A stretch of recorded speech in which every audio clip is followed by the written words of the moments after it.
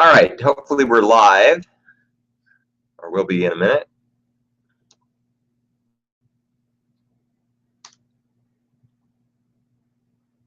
There we go, that looks better.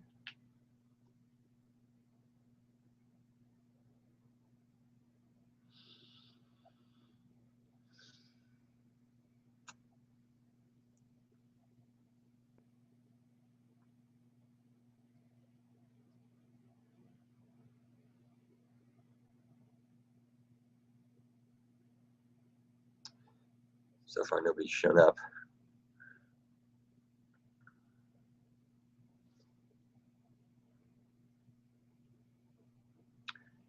Well, we can just go ahead and you can record it. Yeah. All right. You know how to share the screen? Yes. Okay. Well, welcome to the solution review for assignment 2, and we're going to be walking through the server-side changes that need to be implemented in order to implement all of the specification that was in the README file. So let me go ahead and open up the code for the assignment. Actually, it's not showing up here. Oops. Let's see, that's what I was saying before. You gotta go down and this thing up. Got it. And then, okay, let's see. It's a little bit funny.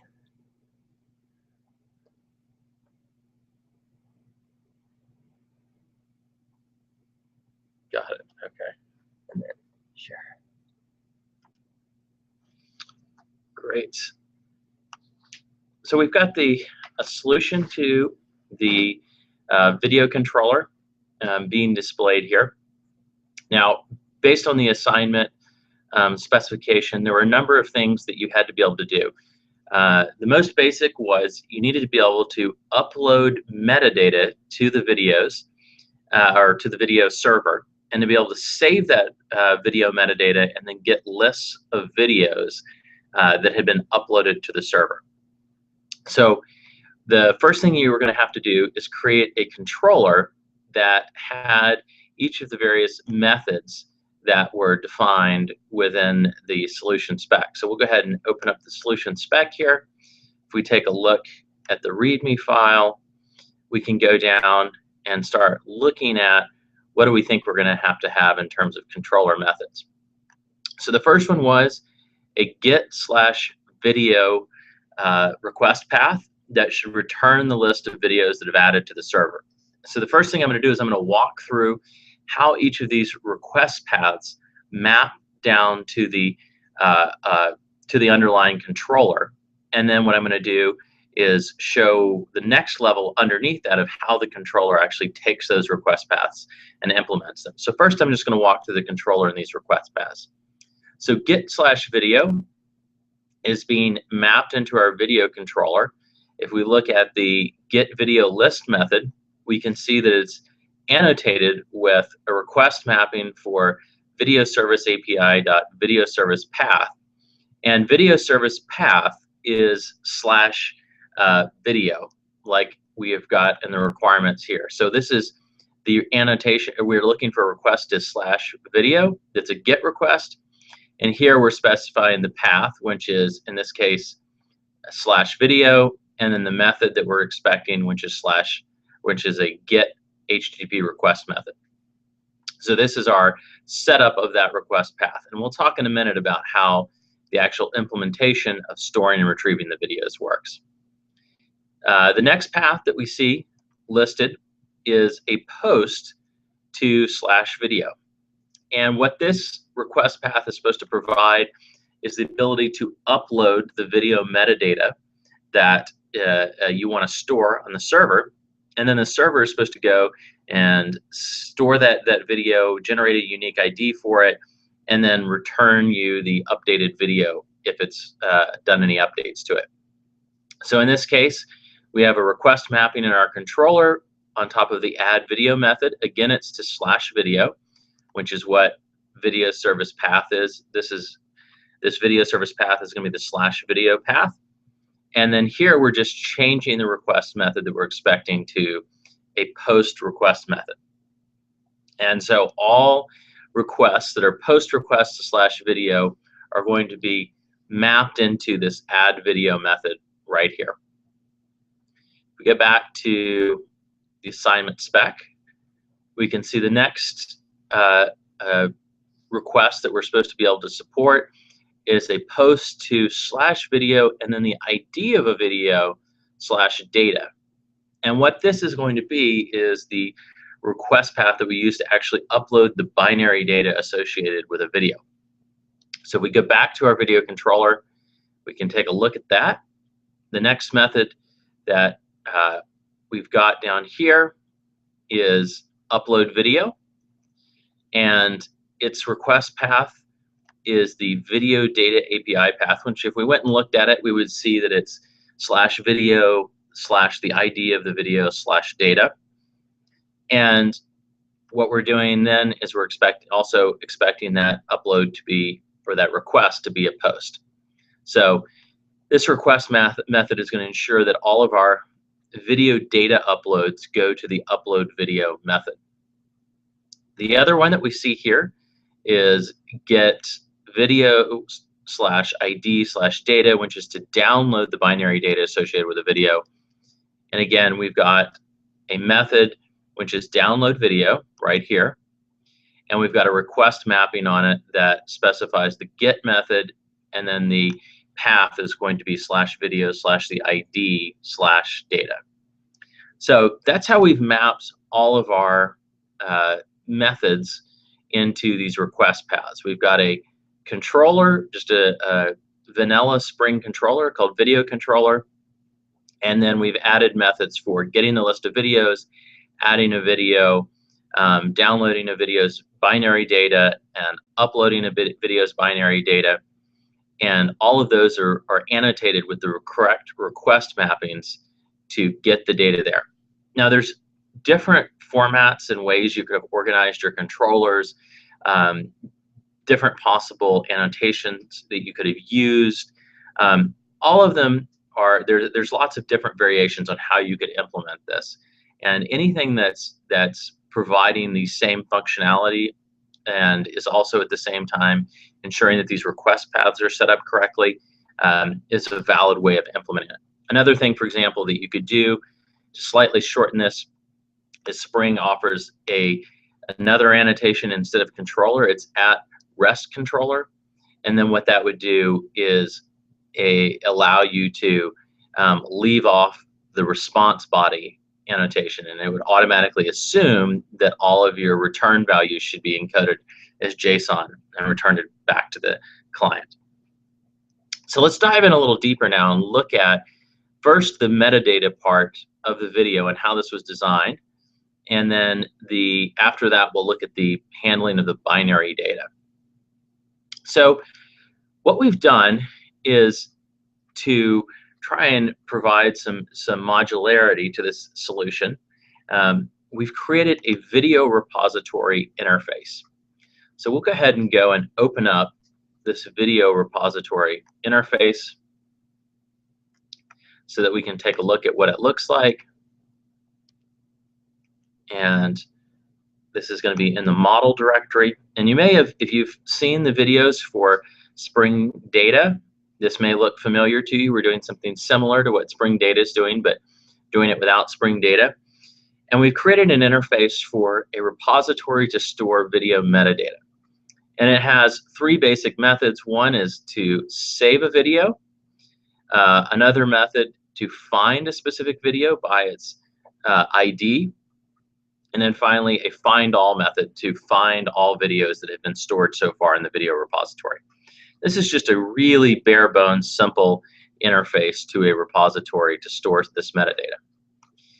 Now, to provide an implementation of this, we've created an in-memory video repository. So for this assignment, you didn't have to persist the data into a database. You just needed to persist it in memory. So what we've done is we've created a simple version of this that is storing all the videos in memory in a map. So what this map does is each video is assigned a unique ID, which is a long, and we're creating a map where we're storing the association between the key, which is the ID of the video or its long value, and the actual video object. And we're storing this in a concurrent hash map to make sure that our solution is thread safe. So one of the things that we have to do when a new video is sent to us is when we're about to save it, we have to check that its ID has been set. So if you go to the solution instructions, one of the things it says is that no video should have ID 0. All IDs should be greater than 0. And the server should generate a unique identifier for the video object and assign it to the video by calling it setID method. So what we have to do is, whenever we get a new video, we have to check that it has a value for its ID. And we were strategic about choosing 0 as the unassigned video ID, because that means that if we just construct a video object, by default, its ID is going to be 0, because if you initialize a long value in Java, it defaults to 0. So in this check and set method, what we're doing is we're first checking that the video doesn't have a 0 for its ID. If it does have a 0, then we need to generate a new ID for it. And the way that we do that is we're using what's called a long adder. And this is similar to an atomic long. It allows you to provide a long that you are incrementing by some value over and over, but doing it atomically. So each time we call this current ID.increment, we're actually incrementing the long value for our ID. If you used the atomic long code that was provided in the assignment, that's also fine. And you could do the equivalent of that, which was provided in the instructions for the solution. Down towards the bottom here, we had an example where we were using an atomic long and we were just using increment and get. This is almost equivalent to that. It does exactly the same thing. The main difference is that long adder, if you have multiple concurrent writers, is more or is higher performance than just a straight atomic long. So we're using a long adder, and then if we have a 0 video ID, we're incrementing the long, and we're setting that video's ID to the new value of the long. The next thing that we're doing, actually, this is a bug. This is a race condition right here. You should be, this is the incorrect, I just spotted this in the code here. This actually shouldn't be in 2 separate statements. This is going to cause a race condition. So if you're curious, what could potentially happen is multiple threads could come in. Each one of them could increment the value of the long, and then both of them could end up setting the value of the video ID to the same value. So if you're looking at the correct solution to this, you should go and look at and do it the way that it's done in the suggested code in the assignment description, which obviously I should have used here before changing it up to show something else. And instead, you should be using the increment and get, which is going to be an atomic operation and guarantee that each video gets a unique ID. So that's an interesting little bug right here that we've spotted as we're doing the solution review. The next piece of this is once an ID has been generated for it, it just stores the video in the map underneath the ID that was created for it, and then it returns the video object back to the caller. And the reason for that is that if it had to set an ID on the video, the caller needs to know about the ID that was generated for that video. So by returning the video to the caller can be aware of the ID that was assigned to that video. The find one method, which is finding a specific video by its ID, is a really simple implementation. We're just looking up in the map the video that's associated with a given long ID. And then the find all method is just implemented as returning all the values that are currently stored in the map that's associating video IDs to videos. So that's the implementation of the in-memory video repository. Now, the nice thing about this is if we created another implementation of this repository, we could just go swap it out and use it wherever we're referring to a video repository. We could use our new implementation of this video repository. Now, what we've done in order to be able to use this repository is in our video controller, we've created a member variable to hold our reference to this video repository, and then we're using the @AutoWired annotation to wire that implementation of the video repository into the controller. Now, you don't have to do this. It could have been directly instantiated in the controller, but this gives us a little bit of modularity, and it's a nice way to be able to swap in and out different video repositories. So in our application configuration, we're creating a bean that is the implementation of the video repository that we want to use. So let's take a look at how we use this video repository. To implement the fetch of the video list, what we do is we go and ask the repository for all of the videos that have been added and turn it into an array list that we return to the caller. So this is just a simple implementation that's going and fetching the list of all videos from the video repository and delegating to the repository to do the actual work.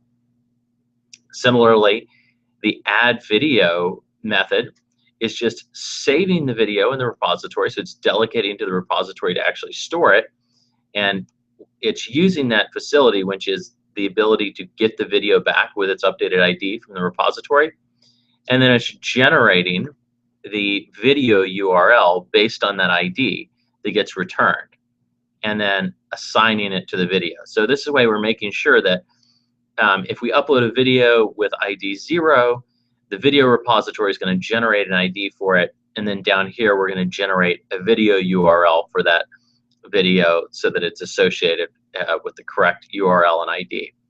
And if we go look at get video URL, what we're going to see is we're just taking the expected URL request path, which is /data/ the ID of the video, and we're replacing the brackets that we would see in that request path that are used by retrofit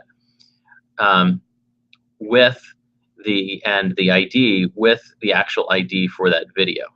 So if we take a look at this, we can go and open up our video service API. And what we'll see is we've got the video data path, which is it's going to be /video because we've got video service path, then / and then we have bracket ID, close bracket, data. And so what we're doing down here in the other code is we're simply taking that path, searching for the video ID parameter in brackets, and replacing it with the video ID. Now, the nice thing about this setup is if we go and change the naming of the video ID parameter in the video service API interface, this code will still work. It'll automatically be updated and search for the right parameter and replace it. If we change the path that gets used in the video service API and that retrofit is sending requests to, it'll automatically also update this. So we know that whatever video URLs we're generating are always going to match up with what retrofit is sending its request to. So we're helping to ensure that the client and server are always in sync with respect to those paths. Now, if we go back up, we can start taking a look at the slightly more complicated methods to do the uploading and downloading of the video. So let's start with the upload of the video right here. Now, what we've done is the first thing that happens when we upload a video is we're going to take in the parameters that we're expected. So we're expecting the ID of the video to be in the path. So we've got an @path variable that has the ID of the video that we're expecting to see uploaded. And then we've got a request parameter that we're expecting, which is going to be a multi-part file. So this is going to be the binary data for the video. So Spring is going to be handling it as a multi-part upload, and it's going to be providing that data to us here in the method. And then the third parameter that we're taking is we're taking a servlet response object so that we can send the appropriate error code if we need to, and so that we can also do any other error handling that we need to do. There's different ways to do this in Spring, and there's honestly some ways that are probably preferable to this, but we didn't cover them. There's alternate annotations that you can use in a Spring controller method that, depending on the exception that gets thrown from the method, it will automatically change the response code that's being generated by the method. But since we didn't cover those, and we did provide examples with HTTP servlet response, we're going to provide a solution and an explanation that uses that. So the very first thing we're going to do is we're going to use our previous metadata repository to go and look to see if the video that's being referenced by an ID actually exists. And if that video doesn't exist, we're going to end up down here where we're going to send back a 404 response to the client, like we were required to do in the specification. So this is why we're taking this additional parameter in, is we want Spring to provide us with the raw HTTP servlet response, so that if the video doesn't exist, we can send back a 404 error. We also want it up here in a little bit so that we can,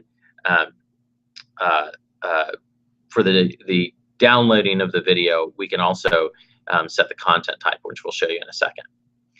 Now, if the video does exist, then we're going to use this video data repository, which we'll look at in a second, to save the video data. And we basically provided the video and then an input stream from this multi-part file. And what that's doing is that's actually reading all the binary data from a stream, and we're going to use that to save the video data in our video data repository.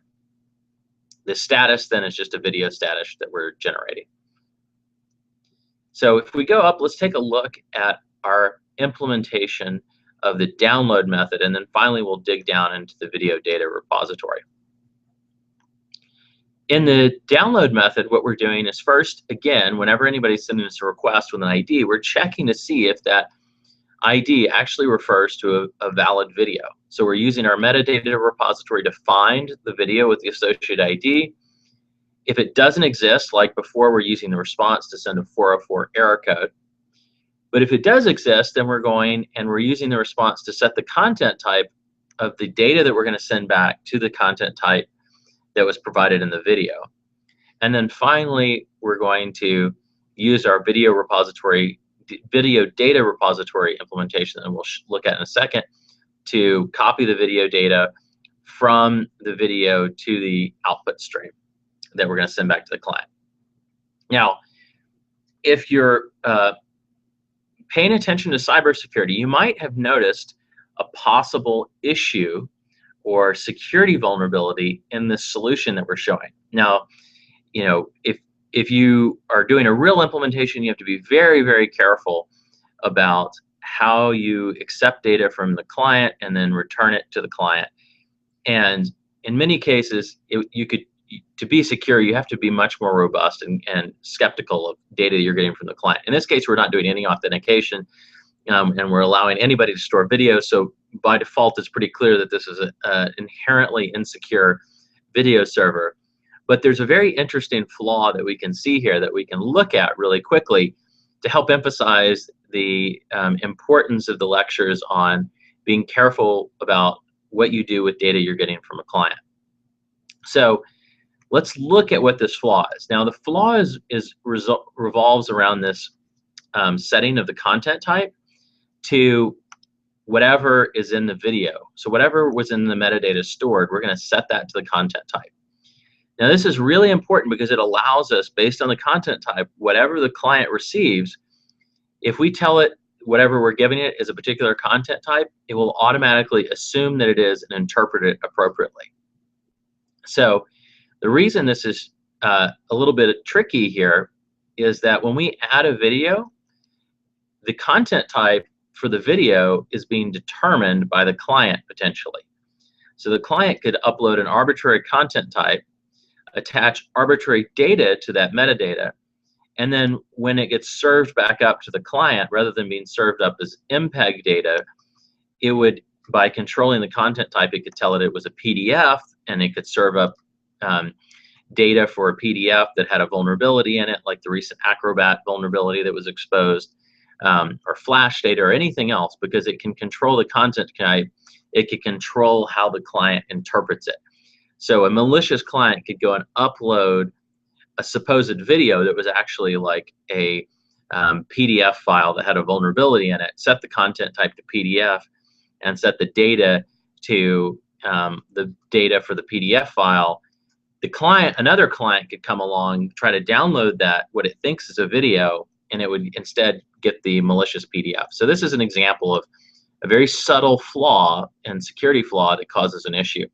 And so we've got that in here to show you an example of how something seemingly innocent and simple can create a pretty substantial vulnerability. Now let's go and dive into the video data repository and how that's implemented. Well, this was provided to you as part of the assignment, the Video File Manager. It's a simple implementation of the need to store videos. And basically what it does is, let's go ahead and get the correct file open here. Go up here. Look at the Video File Manager. It does some very simple operations. The first thing is it has a directory where it's going to store all the video data in the file system. And it's just going to store it within the videos folder in the local directory. So when this thing first is created, the first thing it does is check to see if that videos directory exists. If it doesn't, it goes ahead and creates it so that we can store the videos. Then one of the things it does is it needs to come up with a file naming scheme for all of the videos. So what it does is it names each video based on its ID.mpeg. So we go and store each video based on its long ID, and we can look up video plus the ID plus MPEG. Now, if we were letting the clients generate the IDs, we would have another security vulnerability here. But again, we're only letting the server generate the IDs. And we always check to see if a video actually exists and is known before we try to do anything on the file system. And this is really important because since we're using the ID of the video to decide what file to read, if we weren't careful about that and we were letting clients provide the IDs, they could possibly create a security vulnerability by getting us to read other files on the file system. But here we're controlling the generation of the IDs and we're always checking if they exist. So that's something very important in this case. So whenever we want to get the data for a particular video, we go and look for a video file named video ID and then MPEG. To check if a particular video has video data, we use that video path to figure out what the file name would be, and then we check and see if that file exists or not. And again, this isn't preventing you from, it's assuming that the user of the video file manager is controlling the IDs. If we weren't controlling it, this would be an insecure video file manager implementations. When we get a request in, as we do down here, and we want to serve up video data, we call this copy video data method. And we pass in the video that we're looking to copy the video data for, and then an output stream from the response. And what our copy video data method does is it goes and looks up the appropriate file that should be used to serve the video data and makes sure that that file actually exists. And then if it does, it just copies all of the binary data from the source, which is the file, to the output stream that's going to the client. So we're just serving up the video data raw. And then to save a video, all we do is we check first that the video data actually exists, that we were provided a valid input stream to video data. We find the file where it should be stored, and then we copy the video data to that file, and we overwrite whatever's there. So it's a very simple implementation of the video file manager. Now, the last thing that we've done, which I'll go ahead and show you, is we'll take a look at the application class where we're configuring some of these things. And if we look at the application class, There's two things we've added just for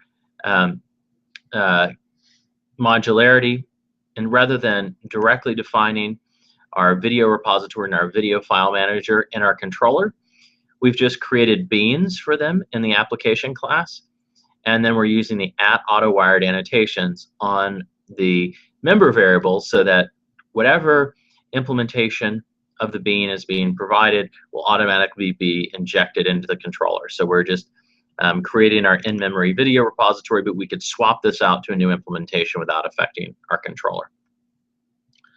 All right, well, that's a walkthrough of the solution. Now I'm going to stop sharing here for a second and hopefully take some questions.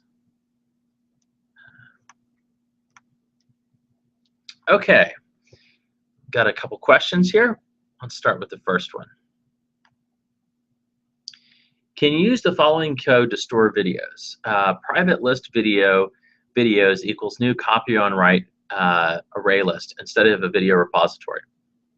So it depends on how you support that. The short answer is yes, that would be a viable way of doing it. The downside of that is if somebody provides you a specific ID of a video, you're going to have to search through the entire list to determine if it exists. So that is a viable solution, but the code surrounding it in order to check that videos are valid based on ID, or to look up a specific video based on ID, is going to be more problematic and longer. And overall, the performance issues would be a problem. Although realistically, storing all of this data in memory doesn't really make sense. You're going to be doing this with a database. So that is a viable solution, and that would be thread safe as well.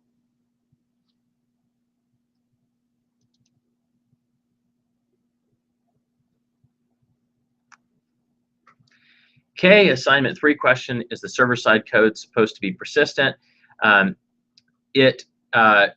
don't have to change the parameters to make it persistent past restarts, but you should be using Spring data to persist. So, you know, the database is going to be reset because it's embedded more than likely.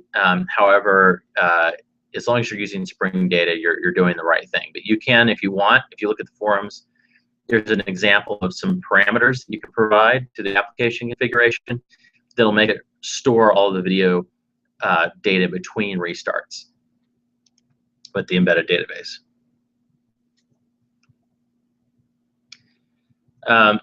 How can I see in Eclipse exactly which test is being executed in JUnit? I only see the classes. In Eclipse, you should see separate folders for source main test and source main Java. And you want to go look at all of the classes underneath source main test to know what the tests are. In this case, there's only one test, which is the auto grading test, which you can right-click on and do run as JUnit test. And then that should automatically, in Eclipse, open up a pane that shows you all of the individual tests. And that auto grading test is the same test that the auto grader is running, except that the auto grader is running a pre-compiled version of it rather than one that's based on source code. And the reason for this is obviously if we were using for the auto grading the test that was in source code, you could go and accidentally make a change to that source code. You would run the auto grader locally. It would say you've passed all the tests. You would submit your assignment, and then we would run the actual correct version, and it would say, oh, wait, you have a problem with your code, and there would be a mismatch between those two. And so we wanted to avoid people being confused by accidentally making a change to the test and then getting a lower score on the server side. Let's see, we've already answered this one.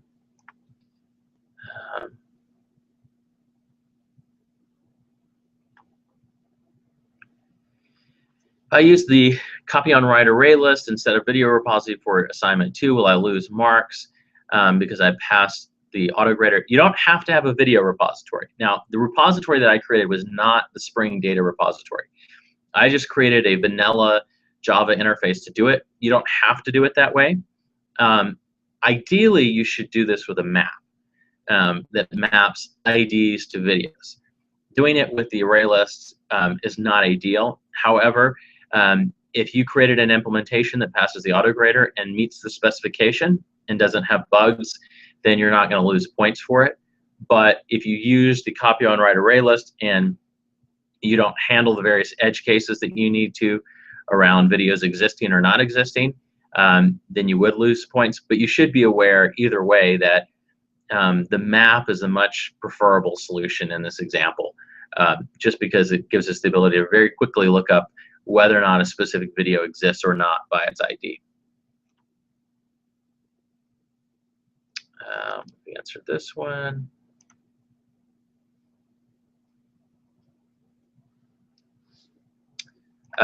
This is again about assignment 3.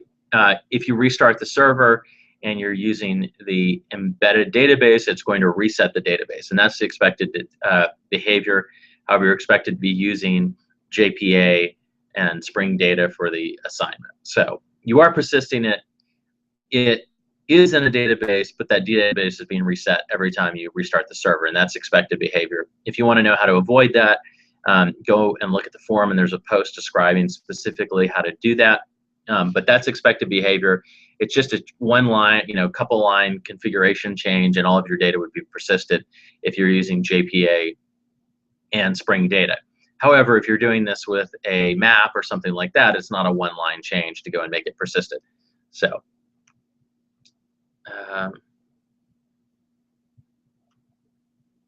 what are your recommendations for quick references, practical guidebooks, or online material for Spring? Obviously, this class is one of my recommendations. I would also recommend looking at the Spring website, and all of the sub-projects usually have quick start guides that are pretty good and provide lots of quick intros to different features of Spring. They may not be comprehensive. The Spring documentation, however, is excellent. So if you go and look at the Spring manuals associated with the various projects, they're comprehensive. They have everything you would want to know there. So usually my recommendation is, if you understand Spring, and when I say Spring, I don't mean all of Spring, but the basic ideas and principles behind many parts of Spring, then you can go and look at one of the sub-projects, walk through one of the quick start guides to get a basic idea of how it works, start working on what you want to build, and then as you go and have specific issues, you can go back to the manual, which is comprehensive, and usually find things. If you run into strange, obscure bugs that you can't figure out, usually Stack Overflow is the best thing for figuring those things out. And is it a version issue or bug or something like that? Those types of strange things can be figured out there.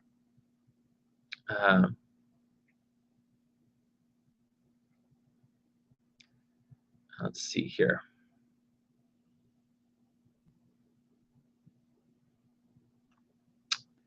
I used both the array list and hash map. Where can I get the video repository code implementation?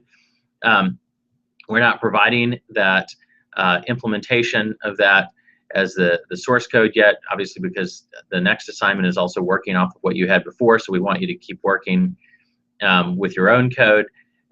But we will consider possibly releasing the solutions, although we try not to release too much because we want to be able to get mileage out of these solutions for each time the course runs.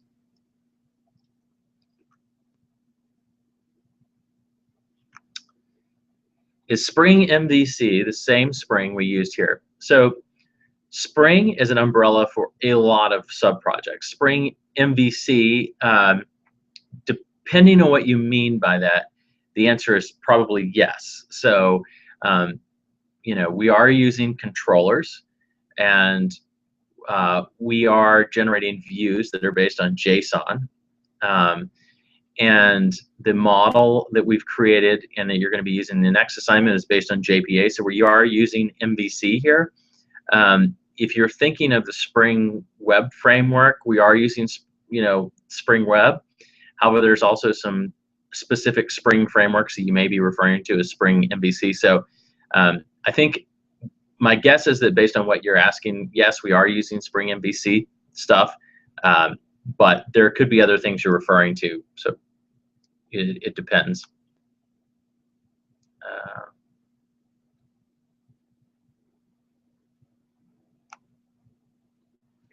Do you have an example which is not using a video repository so peer reviewers have something to work with for those that implemented a hash map? So just to be clear, my example is using a hash map. All I've done is put an interface on the class that's using the hash map. So you could take all of the methods that were in my in-memory video repository implementation and directly copy them over to the video controller and use those methods in place of video repository.save or video repository.find when you could just directly call find one, save, etc. It isn't using a repository. The repository is just an interface that I created.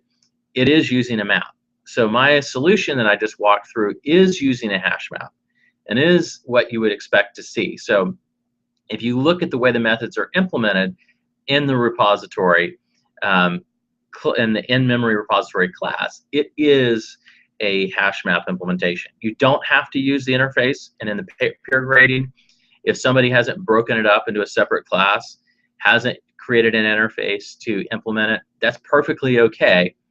But from the perspective of showing how you can use some modularity, some interfaces to decouple things, we provided an example solution that just decouples it behind one interface. But the implementation is still using a map, and it's really important to look at it and realize that it is a implementation based on a hash map. It's just a simple interface that's been put in there to separate it out of the controller. But you could directly put it in the controller. It's the same thing.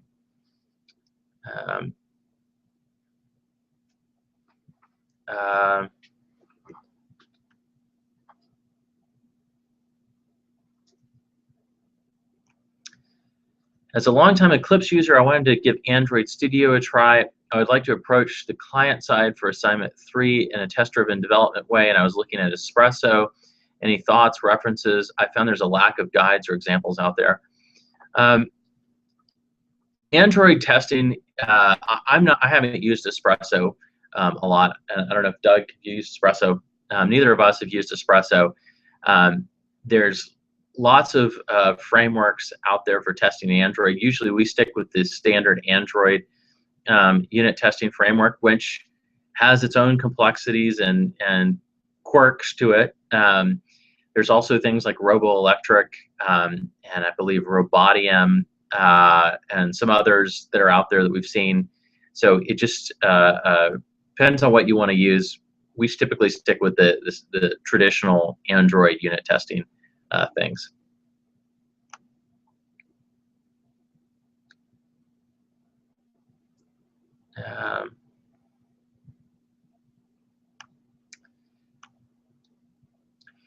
What would @AutoWire do in the case we have more beans that implement the same interface? So we haven't covered it in the class. There's different ways of handling that. Spring gives you some options for how the resolution is done of which bean should be used. If you go and look at the Spring documentation, the full manual, it has more detail on those ways of deciding which particular implementation of an interface gets used if you have multiple defined and available. So I would recommend going and looking at that manual. If you post a question in the forums, I'll try to go find it and post there as well.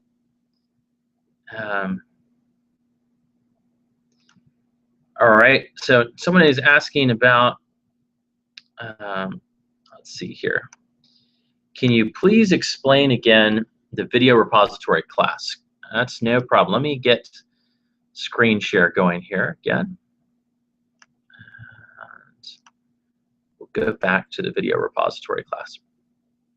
Okay, so let's see here. The repository class. All right, so let's start by opening that up. First, we're going to start in the video controller to explain it and how it works, just to make this hopefully more clear. All right. Here we've got a member variable for a video repository implementation. Now, what I'm going to be showing you is I have split up this controller and separated out all of the methods related to storing video into a separate class to make it more modular and make it so that we could change in and use different implementations. This video repository that we're going to look at is not a Spring Data repository. It's just an interface called repository. And the way that I'm using it is I've just created methods that look similar to what you would see in Spring Data. It has a method to find all videos that have been stored. It has a method to save a video, and then it has a method to find a specific video that's been saved by its ID. So that's all it has, is an interface that defines those three methods. So let's take a look at that interface. So what we have is we have a Java interface, and all it is defining three methods. It's not Spring Data. There's no CRUD repository. There's no annotations. This is just a plain, normal Java interface that you can implement with a class. And it has the three methods that we've seen defined in the interface. It has a save method, a find method, so we can find one video, and a find all method. So all this is a straight, interface that anybody that wants to plug into our controller needs to implement those three methods. And these methods, you could have taken all of the implementation of this and you could have directly dumped it in the video controller and not had this video repository interface. But it's nice to have because it allows you to have more modularity in your code, because somebody could go and create a new implementation of this video repository interface and your video controller could immediately use it without being affected, as long as it adhered to the contract in the interface. Now let's get back and look at the implementation of it. So this implementation, again, there's no special Spring stuff going here whatsoever. There's no Spring Data, there's no annotations. All this is a Java class that implements the methods defined in video repository. Now, the methods are save and find one and find all. So the way this works is every time someone calls save, we have a map that associates the key, which is the ID of a video, with a specific object. And we're using a concurrent hash map to implement this. So anytime a video is going to be saved to the server, what we do is we call this check and set ID method. And what this does is it checks to see if the video has an ID assigned to it or not. If the ID is 0, that means it does not have an ID assigned to it yet. So we then incorrectly, as we realize down here, increment and assign an ID to it so that the video has an ID. And then in our hash map up here, we place the video into the hash map. We use the ID of the video as the key, and then with the video object itself as what we store in the hash map. So we're using an actual hash map implementation. And all of these methods, we could just copy and paste all of these methods directly into video controller and remove this separation that we've got with the video repository interface. But this way that we've separated out with an interface gives us modularity. If we ever want to go and change the implementation of how these things work, we can do that easily with this approach with the interface. You don't have to have this separation to have a correct solution to the assignment. However, it is a nicer design and more modular design in some ways. And then whenever we save a video, we're just getting the ID of the video and then using that as the key and then storing the video object. And what that means is when we want to find a specific video, we're just going into the map and we're looking up in the hash map which video object is associated with the ID that we're being provided.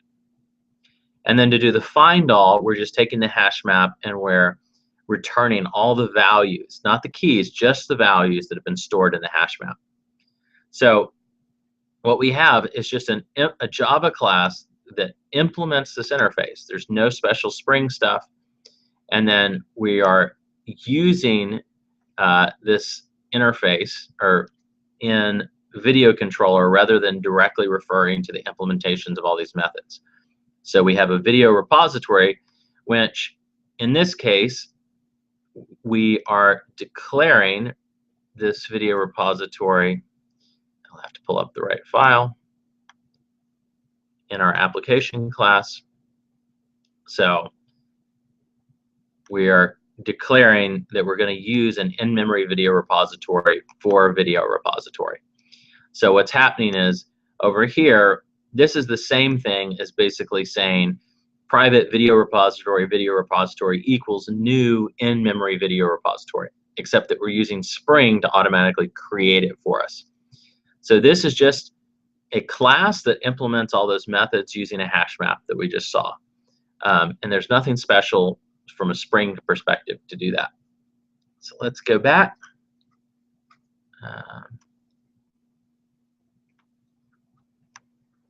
All right.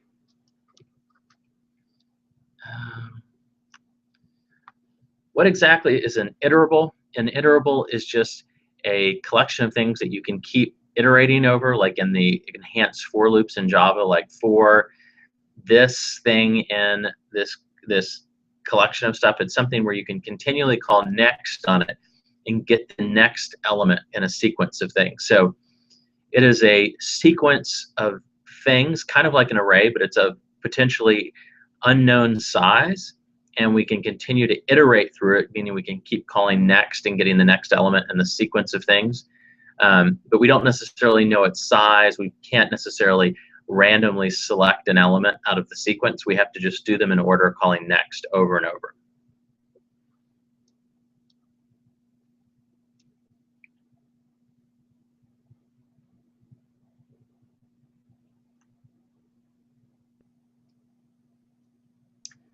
All right. Find a question. What is supposed to store at location metadata variable? That's just an example of some metadata that could be stored there. There's no specific thing that you have to store there for this. But the idea behind that was it could be like, shot in Nashville, Tennessee, or shot somewhere else, just a particular location. Can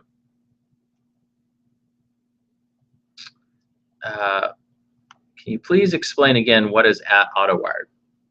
So @AutoWired, which is in the videos, I'll refer you to those videos to watch on dependency injection. You don't have to use it in your solution. You could just directly instantiate it. But basically what it says is go and get the bean that's been provided for this value and for this interface and use it here. And there's some videos that are in the lectures out there that explain it in much more detail. So I'm going to refer you to go take a look at those for how it works.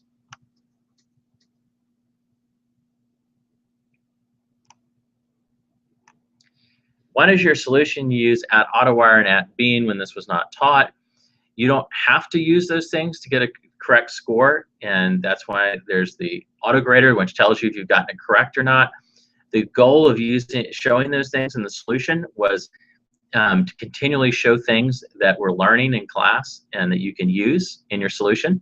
So that was examples of how to do them. You don't have to have done it that way. We could have just put all of it into the controller class directly and just instantiated those classes, which the difference is rather than having @AutoWired, we would just say video repository equals new in-memory video repository. But we thought it would be a nice example to show how these concepts are used now that those videos are released, but they're not required to get full points on the assignment. Yeah, and if you want to look in if you go and look in the videos, those things are covered in the videos that have been released.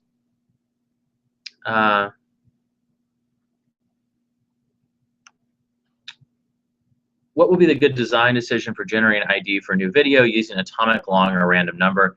I would prefer an atomic long. Random number, it could work, but it's tricky to do it properly to make sure that your random numbers never collide. So I would say the random number would be very, very difficult to get right. So atomic long would definitely be probably the preferred implementation if all of your server is running on one machine.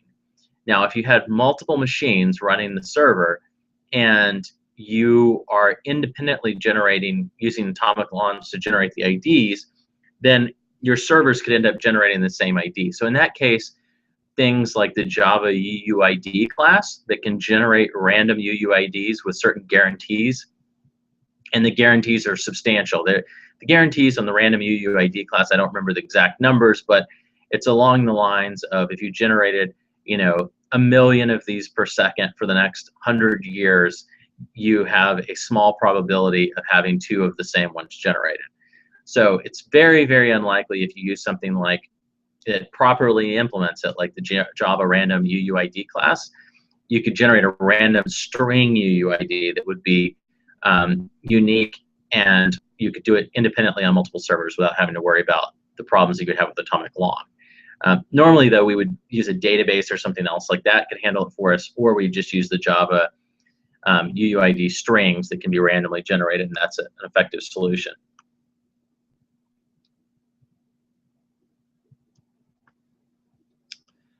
Suppose I use the copy on write array video list to get the video list, but use the hash map to implement all other methods. Is that an acceptable solution? Yep, that's a totally fine solution. You're doing you're storing a little bit of extra, but that's perfectly fine. So having both is okay. That's absolutely a fine solution.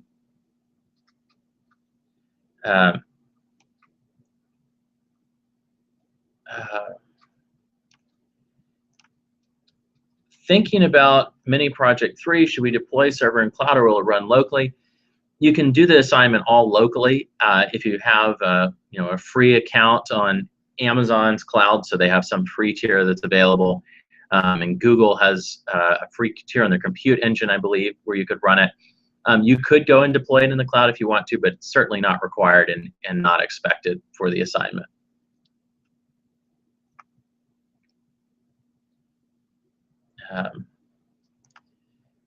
Do you have to use a video repository? No, you don't have to use that interface to implement it. That's just something that's being shown to show you how you could have extra modularity in your code, but that's definitely not required.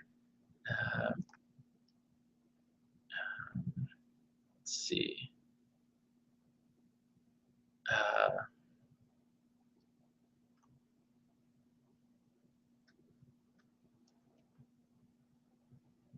How do I go about peer grading? Should I run the auto grade test file and see if the user gets 80 out of 80, then give the appropriate grade, or do I check the code, or both?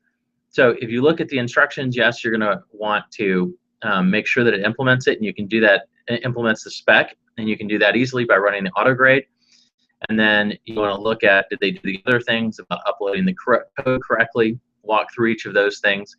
And then if you want to provide them feedback on the structure of their code or things they could have done better, then you can go and provide that as well.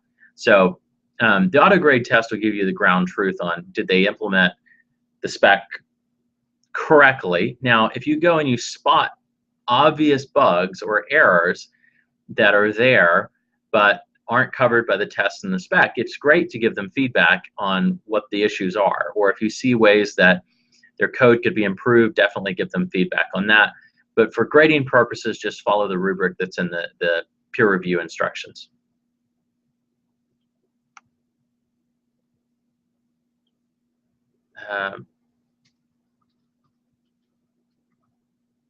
Let's see here. Doug, I think this is a question for you. So the question is for assignment 3,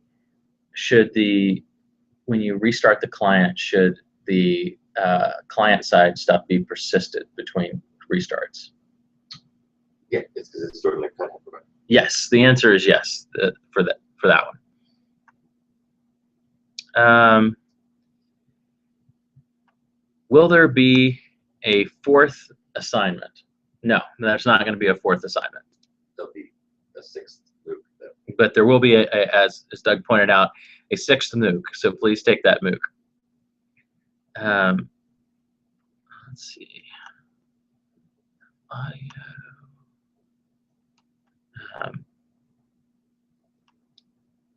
Is assignment 3 the last assignment? Yes, it is.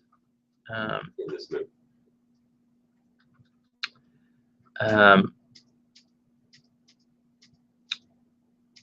This is a question probably for Coursera. So I'm on the signature track and grades count. Suppose someone gave me an incorrect mark. How do I get a review?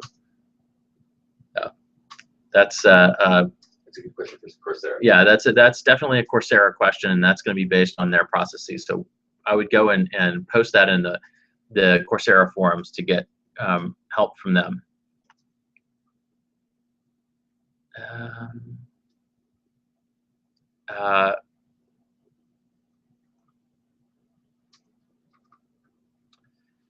Doug, are you releasing the solution for your client side for assignment 3 too?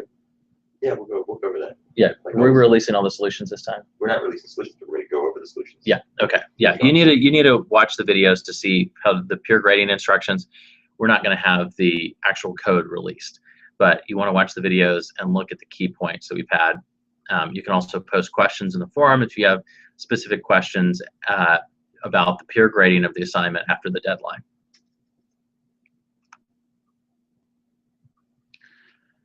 All right, well, looks like that is all of the questions. Unless there are any other questions, I'm going to turn it over to Doug, and I think we're going to wrap up here. All right. Great. Well, thanks everybody for joining. Just to reiterate a couple things that Professor White was saying, there will be no more assignments in this MOOC, but of course, they're after assignment number 3, of course. But there will be yet another MOOC that will be starting up in a couple weeks. I think it starts at the end of July. And that 6th MOOC, which is going to be focusing on mobile and cloud security, will revisit some of the assignments that we've been doing here in this MOOC. And so what we'll be doing in particular is we'll be adding additional features to the solution, support user accounts. So you'll be adding support to the server side to have user accounts and authentication. And then we'll be adding support to the client side in order to be able to do sync adapters to automatically synchronize the state of the client and the service when videos are added. So those will be things that will be coming in the next MOOC as part of the assignment. So it'll be part of that particular project. Let's see. So there's a question. My code passes the autograder but doesn't look like yours, but they gave me an incorrect grade. I don't really understand what that means. I don't know who they is at this point. Obviously, if you're talking about assignment number 2, then assignment number 2 has not been peer reviewed, I don't think, at this point. So I'm not quite sure what you mean by an incorrect grade. The peer review process started earlier this morning. But again, we don't handle those kinds of things. If you have issues about your grading, please talk to Coursera about that. If the data on the client is persistent, do you merge with the data from the server? Do you assume that the client data is the source? Just confused about what to do with the data when it's persistent on both sides. So those issues will get addressed in the next MOOC when we start doing sync adapters. Yeah, please. With respect to the requirements for assignment number 2, or sorry, assignment number 3, read the index.html file that spells out all the requirements that you're on the hook for that assignment. If you would like to go above and beyond that, you're welcome to do it, but you wouldn't want to. You're not required to do that in this particular case.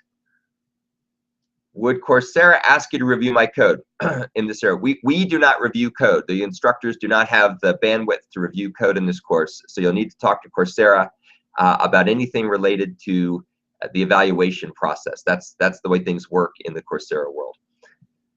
So again, for this assignment number 3, this is a simpler assignment in the sense that we're not worried about trying to automatically synchronize the state of videos between the client and the service. So take a look at the requirements. All you need to do in this case is when you start up, you can upload and download videos, and that's the way things get done. The system doesn't automatically synchronize itself unless you instruct it. You want it to be uploaded or downloaded. For assignment number 2 probably in the next MOOC, then we'll be adding sync adapters. So someone has continued to ask questions about how assignment number 2 is incorrect. Let me restate this very clearly. The instructors do not review the solutions. That's done by peer review. If you have any questions whatsoever about that, please take that up with Coursera. They're the ones who handle all issues related to the peer review system, the peer review process, and so on. We, the instructors, do not review anything. That's way beyond the scope of what we are able to do given the very, very limited resources we have at our disposal. Okay, so if there's any other questions at this point, please feel free to post them to the discussion forums. And I think, let's see, next week we're going to have one meeting, and it'll be on Friday, so it'll be a week from today. And so a week from today, we will go ahead and we will evaluate, or we will review, rather, or go through the solution to assignment number 3. So a week from today, which I think is the, let's see, what is that? Something like the, what is the week from today? The 17th is a week from today. We'll be going through the assignment number 3 solution, looking at the changes to the client side, or looking at the changes to the server side, looking at changes to the client. How can you add an item to the action bar with the upload video client example? That's, if you want to add an action bar to the upload video example, you're more than welcome to do so. That is not something that you are required to do, but if you'd like to do it, please feel free to go ahead and add an action bar to it. And of course, if you take a look online, there's lots of discussion about how to do action bars with in Stack Overflow. So there's no end of resources at your disposal. This is not a class on user interface design. So if you want to add that stuff, it's up to you to do it, and it's up to you to figure out how to do it. But there's lots and lots of resources out there. And naturally, you should not feel obliged to follow the structure or implementation that we provided with the video upload client. That's there if you want to use it. If you don't want to use it, you're welcome to not use any of it. If you want to use some of it, you're welcome to change anything you'd like to change. But don't feel obliged to do anything with what's there. That's just there to give you some thoughts about how you might do it, but you're under no obligation whatsoever to even take a look at the video upload client if you want to do something that's completely based on your own ingenuity and creativity. Okay, well, thanks very much, and we will look forward to talking to you in about a week.